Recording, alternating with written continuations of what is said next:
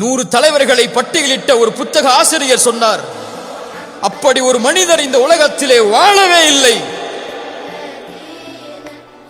குடும்பத்தோடு ஆட்சியை நிர்வகித்துக் கொண்டு, பொருளாதாரத்தை நிர்வகித்துக் கொண்டு, சமூகத்தை வழிநடத்தி, தோழர்களை வழிநடத்தி, மனைவிக்கும் பிள்ளைகளுக்கும் கடமைகள் செய்து, அரசியலை நிர்ணயித்து, ஆட்சியை நிர்ணயித்து, போர்க்களங்களில் கலந்து கொண்டு, சமூகம், அரசியல், குடும்பம் என எல்லா துறைகளிலும் இருந்த ஒரு தலைவரை இவரை போன்று உலகம் காணவில்லை.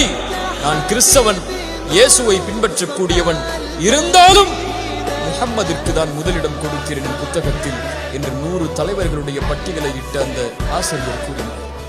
ஒவ்வொரு தலைவரும் மரணித்ததற்கு பிறகு அவரை நினைவுபடுத்த சிலைகள் தேவை, உருவம் தேவை, நினைவு மண்டபங்கள் தேவை. உலகத்தில் எந்த தலைவருடைய முகமும்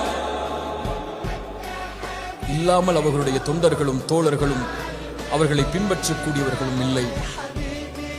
ஆனால் ஒரே ஒரு தலைவர், நூற்றாண்டுகள் கடந்தாலும் அவருடைய தோற்றம் கூட எப்படி இருக்கும் என்ற கற்பனை இல்லாமல் இந்த உலகத்தின் பெரும்பான்மை ஒரு தலைவரை பின்பற்றுகிறது என்றால், அஷ்ஹது அன்ன முஹம்மது ரசூலுல்லாஹ் என்று சொல்லக்கூடிய சமூகத்திற்கு அந்த கண்ணியம் இல்லையா?